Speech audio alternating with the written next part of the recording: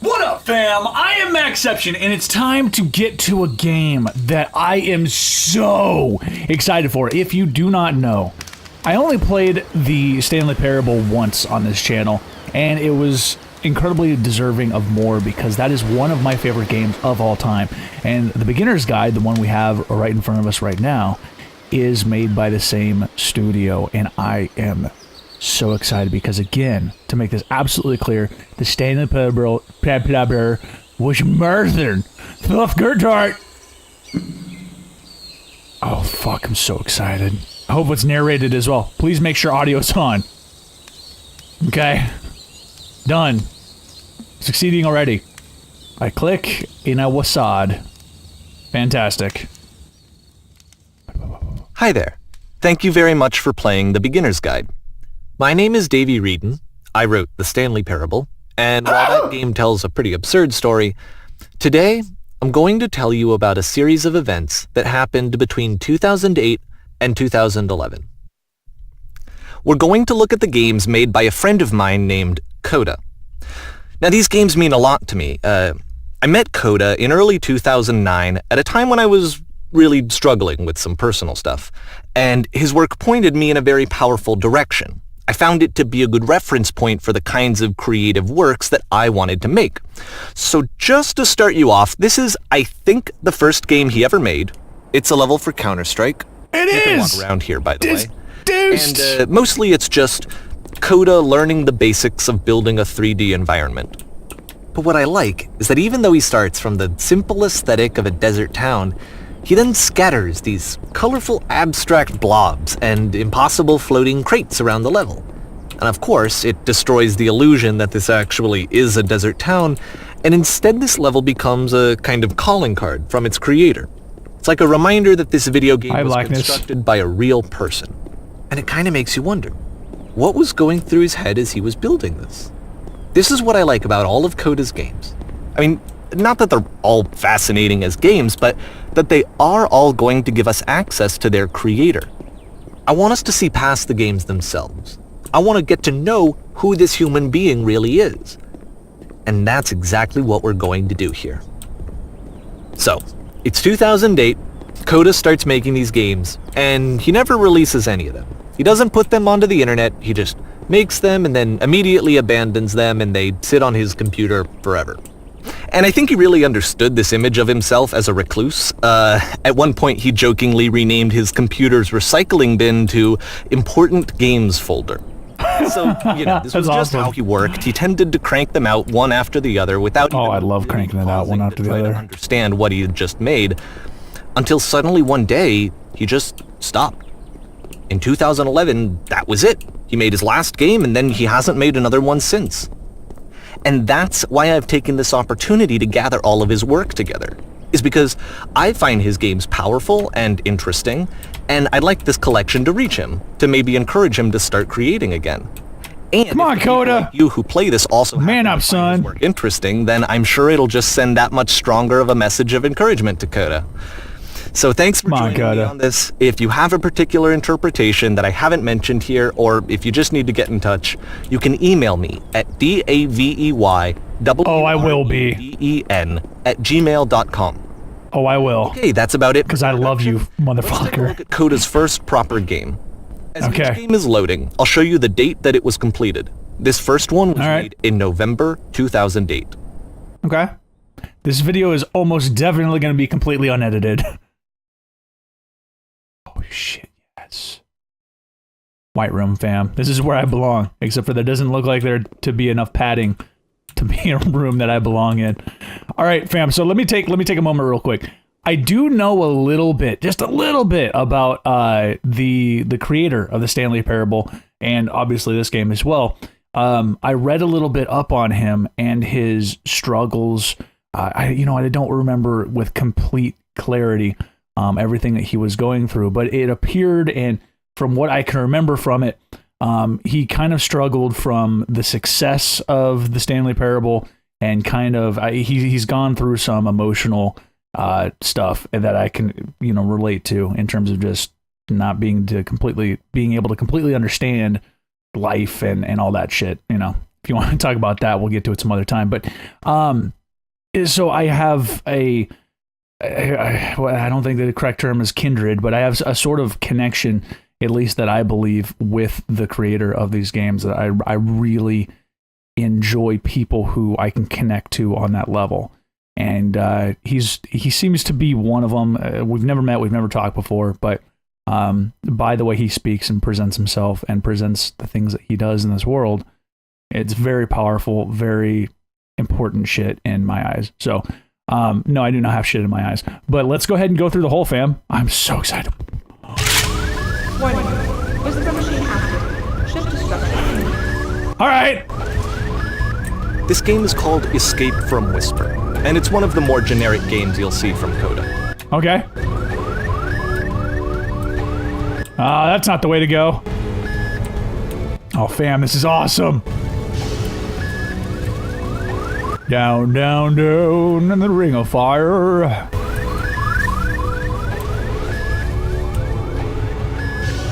Security call breached. Hostile alien life form.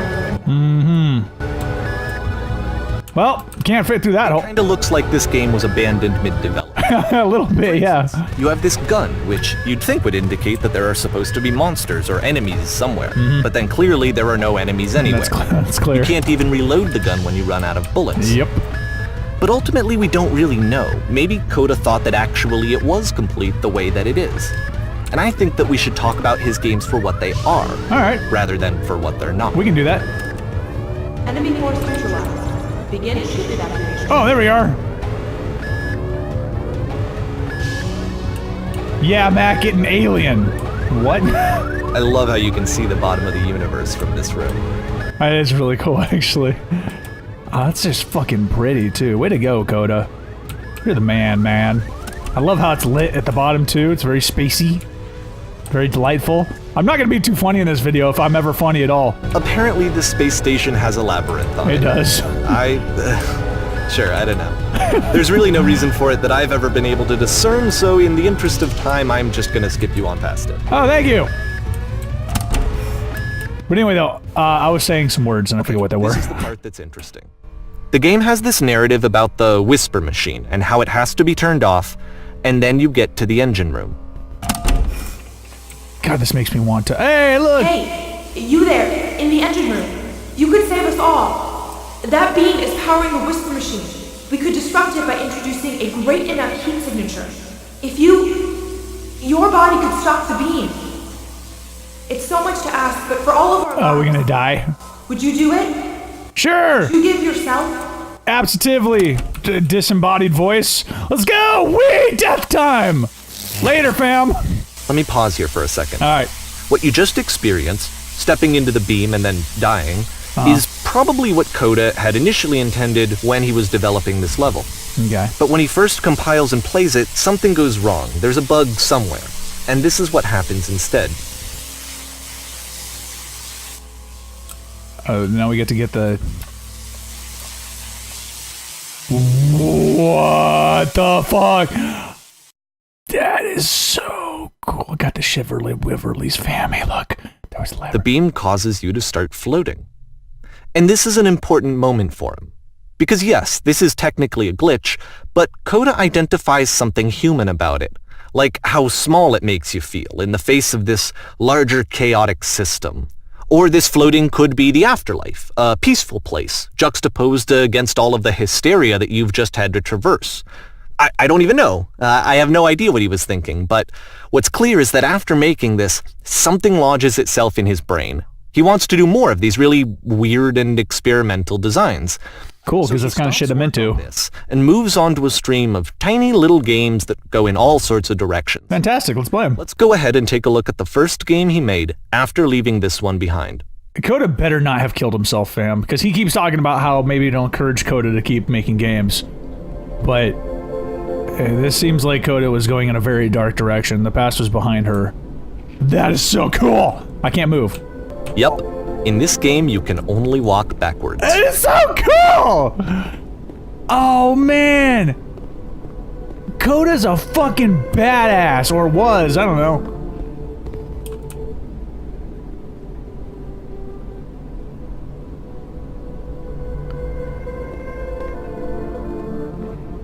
So it's a short and relatively minimalist experiment combining motion and narrative. It is less advanced than the previous game, but actually it seems to be more focused, more complete. Coda's trying to give it a unique voice rather than simply basing it on a pre-existing trope.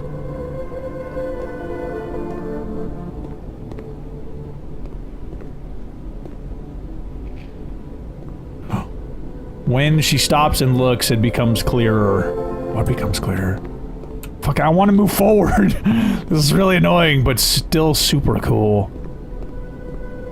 God, how will she find the strength? Fam, this is fucking awesome. It's a short little thought, it says what it wants to say, and then it ends. Didn't need anything more than that. Which to me is why it works. Nuts busted. Okay, next one. What's up, Alex? Welcome, fam. Oh my god. This is like that Rick and Morty episode where the world's only as big as they need it to be. You're now entering.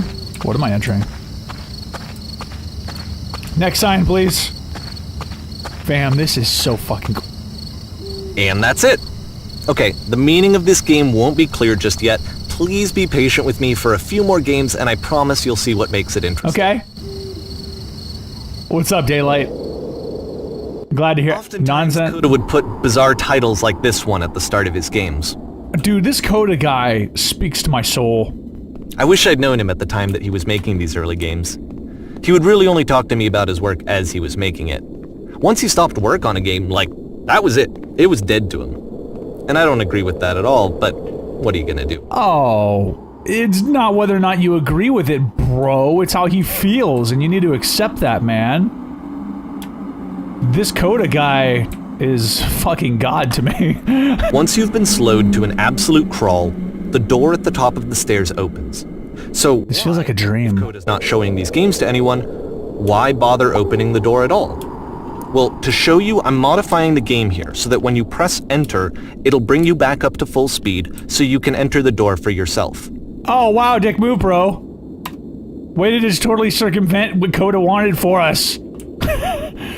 Before I enter this room, have you guys ever, sorry to kind of jump off topic here, but there are some times in dreams where I'm in a fight or something like that, and well, it's usually a fight, but I'm trying to punch somebody in the face, and like, I slow down really slow. That's what it felt like when I was going up those stairs. Like this other night, like 3 or 4 nights ago or something like that, somebody was trying to kill me. I have some fucking crazy dreams. And I had this big ass knife.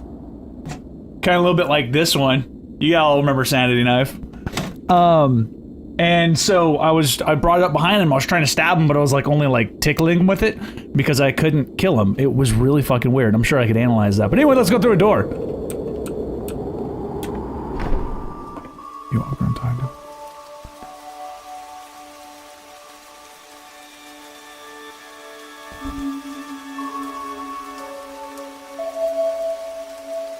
A room that's warm and nice and filled with little ideas for games.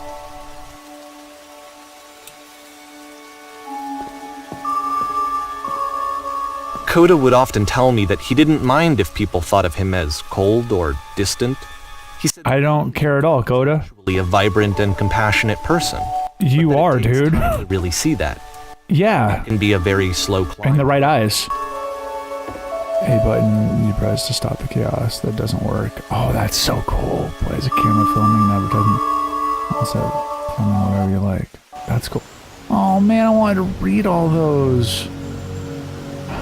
Yes, I hate those streams. I feel powerless and I'm scared that what happened in a real fight, right? Yeah, that shit sucks. I have boxed before though, so I do know I can punch somebody in the face. So at least I've got that going for me. I haven't tried to stab anybody yet, though. Fam, I have to stop yet again. I know I keep taking these little intermissions from this game, but I cannot help but to convey. First of all, this Coda motherfucker is amazing, and I'm almost certain he killed himself because the way that this seems to be going, he's reclusing more and more. No one seems to understand him. I really hope that Coda is still alive and understands and doesn't care what other people fucking think of him, because that's as valuable as gold to anyone. But fuck, man, this is good shit. We're playing this one out, man. Well, this is new for Coda. It's an actual puzzle. Go ahead and see if you can solve it. I did. It was a switch. Wait, hold up. No, that wasn't the entirety of the puzzle, it doesn't seem. Oh, there we go. We can go so... Is the switch in the dark? Is a new switch in the dark? I'm just gonna keep hammering walls. Oh wait, hold up. Do I need to... Uh-oh! Oh wait, there we are. I was like, shit, did I lock myself? Don't forget that solution, because we're going to see this puzzle again soon. Okay. We're gonna see it a lot. Fam, I'm wondering, here I go again, elaborating on shit. I'm wondering how deep that's meant to be taken. I'm someone who looks into things very fucking deeply. And that was interesting because you could only proceed to the next point after abandoning, like, locking yourself out from what was behind you. This may be way overanalyzing it, but again, this Coda guy seems to really have a grasp on himself and reality and how he perceives things, and that was a very interesting thing if you look into it. You could only advance to the next point after you locked yourself off with the inability to get back to where you were from. Mac, take what the narrator says to heart. Trust me, it gets better. This doesn't need to get better. This is already amazing. This is fulfilling everything I want. So that seems to be it, right? Yeah. You walk down a corridor, you solve a puzzle, you get to the end. Simple enough. All right, now I'm going to modify the game again so that when you press enter, it'll remove all of the walls from this room. This is extremely interesting because this Coda guy obviously didn't intend for any of this shit that we continue to see to be seen. And the narrator is allowing us to break the game and see what he never intended us to see. I am terrified yet unbelievably excited to press enter. Let's do it! Whoa. This Coda guy is my wet dream. How about that? There was more to it than we had any way of knowing. I actually find it funny that this game comes after the Stairs game, since they essentially convey the opposite idea.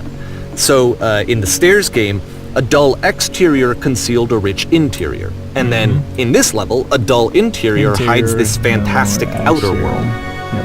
Either way, I think that the point is the same, is that most of the time you don't get to know what you're missing, or even that you're missing anything. That's not your role as a player. Alex, I could not agree more, dude. If your role here is not to understand, then what is it? I don't know. I'm probably gonna end up crying before the end of this, guys. I'm sorry. This type of shit you're now entering. We've been here before. Aha! So, this, combined with the entering game from earlier, tells us that Coda believes his games are connected somehow. It could even be that the Stairs game and the puzzle game are literally connected in between this and the entering game. There's a bigger picture that all of his games are meant to play a role in, some larger meaning that we won't be able to grasp until we've seen all of them. And once we have, we can step back and start to understand what exactly that bigger picture is. This Coda guy is an enigma, and I love him. Feed me your tears. The great and lovely descent. Oh, shit, yeah. Fam, I really need to start making games, because I want to fuck with heads like this. Let's talk about video game development for a second. Alright. Every video game runs on what's called an engine, which determines what the game can and cannot do. So in other words, the engine is a set of tools for game development. Okay. The streetwise fool. To make all of these games, Coda is using an engine called Source. Like all engines, Source has certain things that it does well, and it has certain things that it does poorly. One of the things that it does very well is boxy linear corridors. That's why so many of Coda's games are set in these large, flat, empty rooms, is just because he's working with what the engine does well. Can I fall off of here? Oh, I can. The tools available to the creator shape what kinds of creative work they're going to end up making. You might consider paying attention to the architecture in Coda's games, to notice how they seem to stem from an engine that's very good at producing linear, boxy corridors. Oh, this is so cool. Mac, I can almost guarantee you will cry at the end of the game. I sure as hell did. Fuck! Well, fam, you never seen me cry before. Hey, Doom, how long is this game? Am I gonna finish it today? Probably not, right? This looks like a... Whoa! Hey, time to go to jail.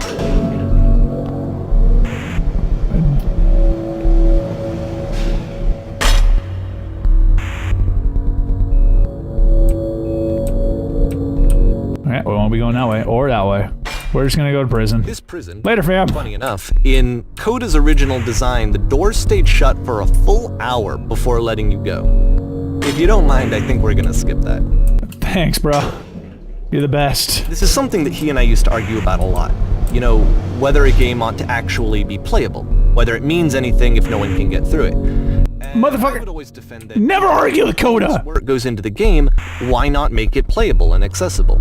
And Because this is art, man. over it, and there was one time Why? after one of these conversations, he went home, and a day or two later, he sent me a zip file entitled Playable Games that was full of hundreds of individual games, each of which was just an empty box that you walked around in and nothing else. Believe me, I played every single one of those just to find out if there was like a gag hidden somewhere. There wasn't. I love this Coda guy, and now he's trolling the narrator, which is beautiful. Because the narrator wants Coda to conform, and I could not be more of a catalyst to people, or a diplomat? No, not a fucking diplomat. I want to encourage everyone as much as possible to break the mold, to do new and different shit. Recently, I read Tom Fulp, the creator of Newgrounds. I message with him occasionally, and he made a post on Newgrounds saying that Trent Reznor, one of my favorite artists in the whole fucking world, Nine Inch Nails, he had said that everything has become so bland these days and conformed and just so typical and boring and predictable. Coda didn't give a fuck about that. He didn't conform, and he rocketed off into space. That's beautiful. The narrator, as much as if I'm correct, if he's the guy who I'm thinking he is, that I read about before, he's encouraging him to conform, which is no. Coda is not my religion. Make a long and cut playthrough, please. This will be uncut, believe me. But oh yeah, we might just play this today. What up with these dots? There's something with these dots, fam. With the exact same The solution as music last is so fucking cool. Yep. Swag. I know it then. There's still no clear indication of what makes this puzzle so special that Coda is going to return to it over and over.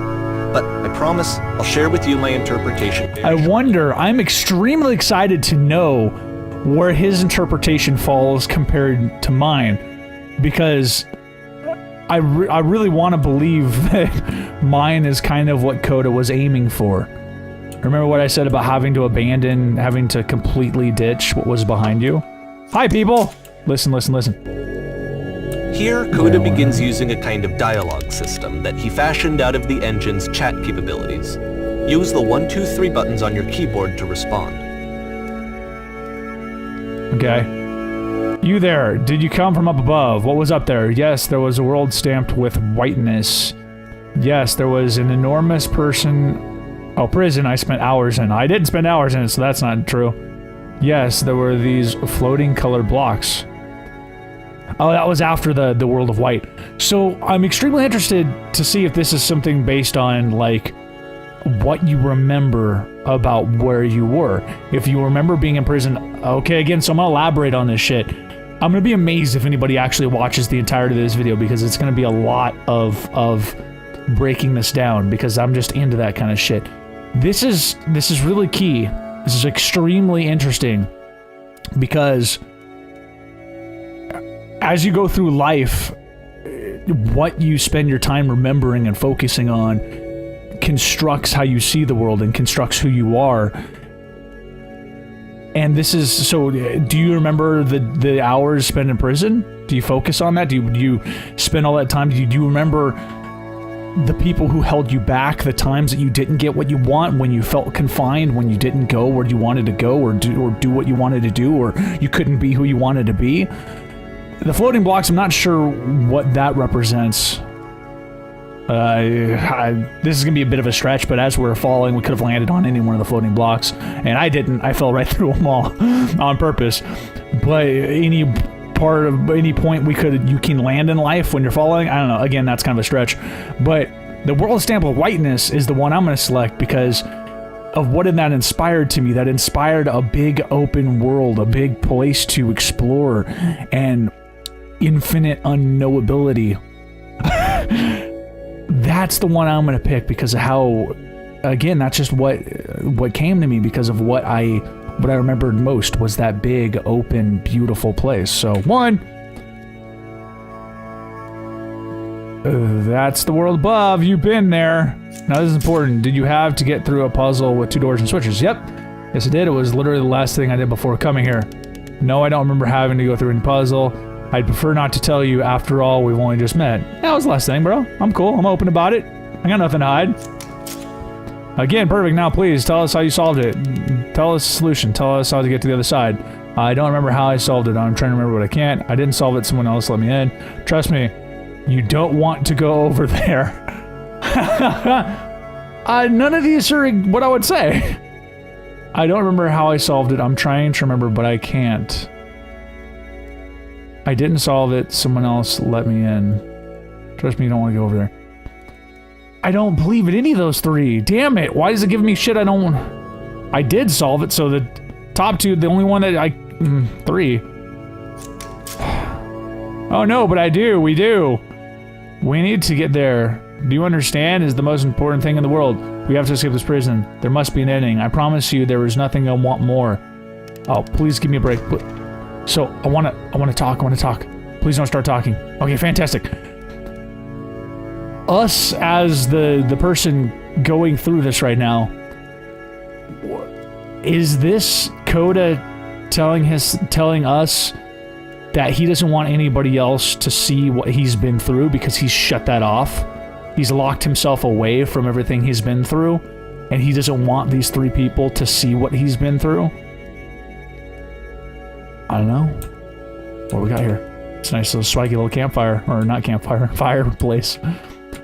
Oh, more peeps. Wait, are these guys... Hold up. Let me see these guys. Do these guys... Oh, no! Fuck! Did the last guys have their arms crossed? Do they look as, discontent? These guys look a little bit less willing to put up with my shit. Hello. How do you get here? Yes, do you want to know how to solve it? No. I have been right here this entire time. You know, I'm inclined to fuck with these guys because they look incredibly less patient with me. The other guys seem to open and just wanted to know, and I'm down for that.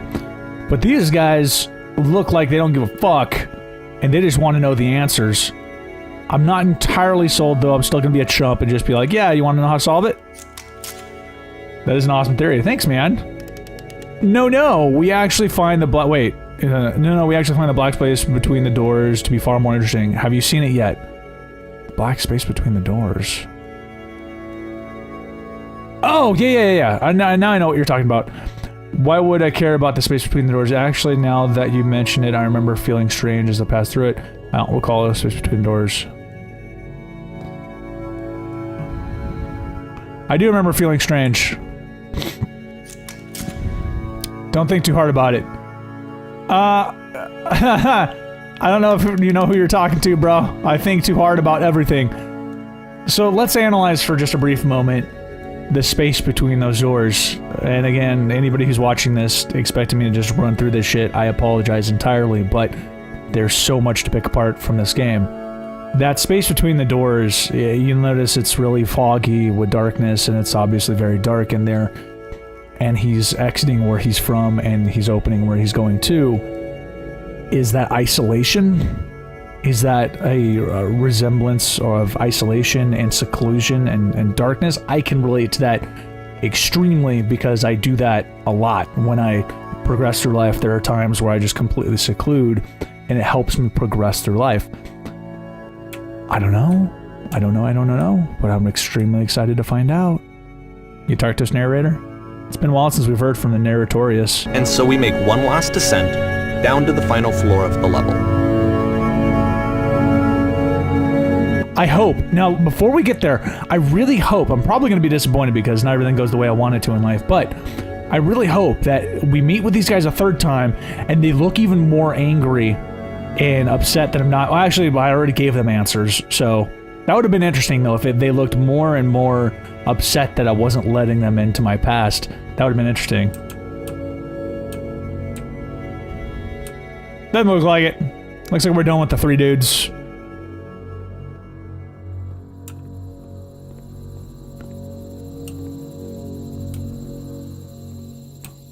It's a lamppost.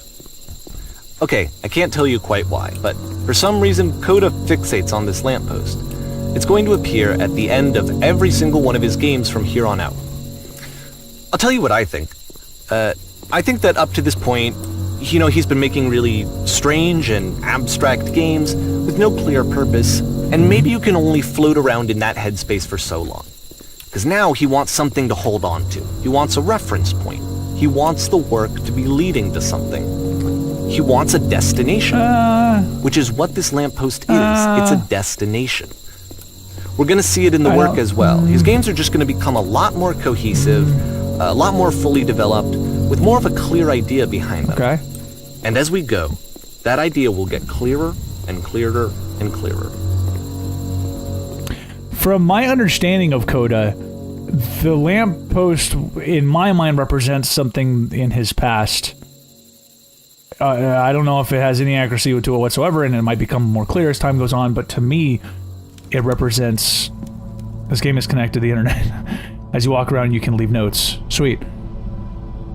All notes you see are left by the players. That's cool. But yeah, so... like, something important happened in his life at a lamppost. Like, he was... like, his mom left him when he was standing by a lamppost, or... you know, a love of his life or something. Nice room, not. So first off, I'm sure you can deduce this, but this game is not connected to the internet. All of the notes that you're going to see have been written by Coda. This was actually the first game of his that I ever played.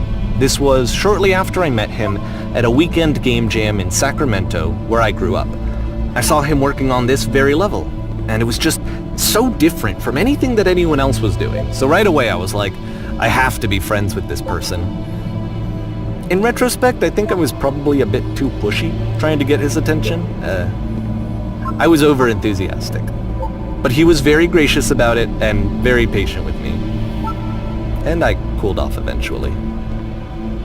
Oh, feel free to skip over any of these notes if they're not doing anything for you. Nothing extra is going to happen if you read all of them. Either way, to me they convey a sense of loneliness. I see this person who's filled with thoughts and feelings and beliefs and has no way to express them except as scattered and unheard voices in a game that wasn't meant to be played. Hold up. I just saw a flying penguin. But it's ironic, isn't it? That in playing this game and seeing how alone Coda often felt, that we get to know him better and actually kind of connect with him. And I have to be honest with you, this idea is really seductive to me.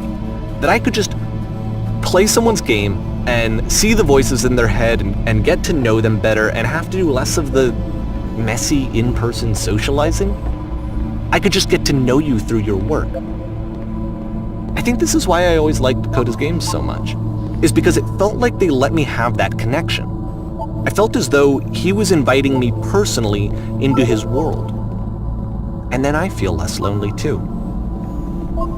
I really wanted to read all of these, but there are a fucking lot of them, fam. If I was playing this and not streaming it, not shooting it for a video, I probably would read all of these. But it's interesting what the narrator said, and it's a beautiful interpretation of this, or it's beautiful how he saw it, because this is pretty much exactly what he said.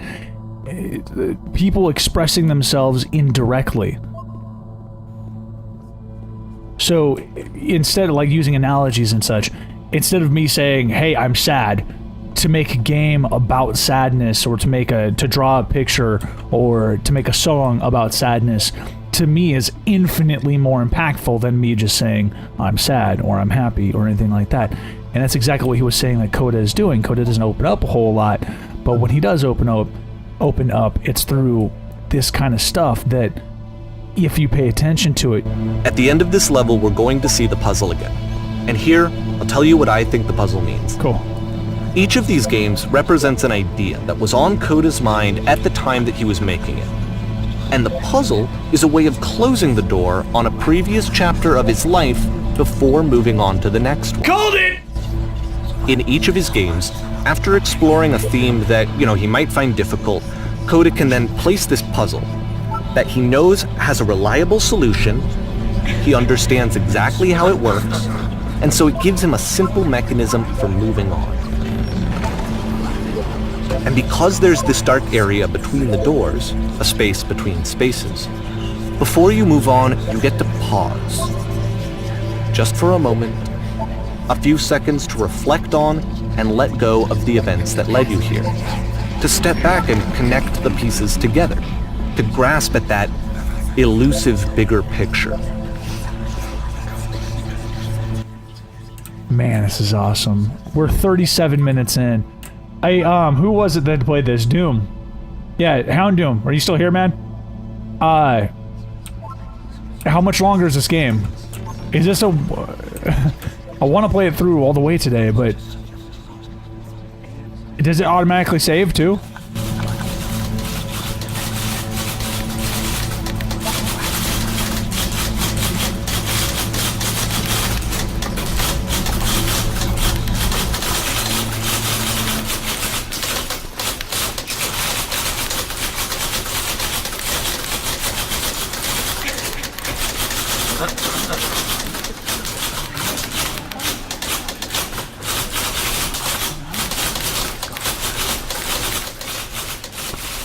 Okay.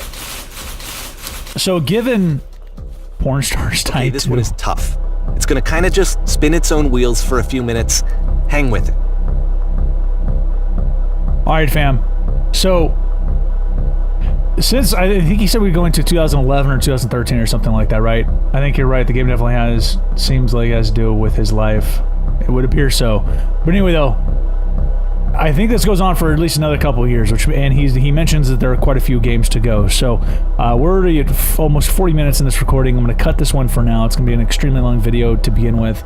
We are not done playing this game. I'll probably play it again tomorrow because it has me by the balls. But let's go ahead and wrap this up with a comment real quick. Blue Jane shared with us, Mac, I'm serious when I say this. I like it when you go uncut. Maybe it's the games you play, but I think you should have at least one playthrough where you go uncut like this. I find it very relaxing to watch. I 100% mean that. He mentioned that in the Abzu video, which, like this one, was uncut and was a great video. Fam, there are some games like this and like Abzu where I can't cut it. It's too beautiful. There's too much going on. But if I'm playing Gas Guzzlers Extreme, stuff like that, to me, I can't stand dead air between comments. I can't stand nothing happening on screen. To me, as a creator, I want to keep things moving. I want to keep things exploding and going on. So expect my stuff to stay edited most of the time, except for games like this, where I just can't.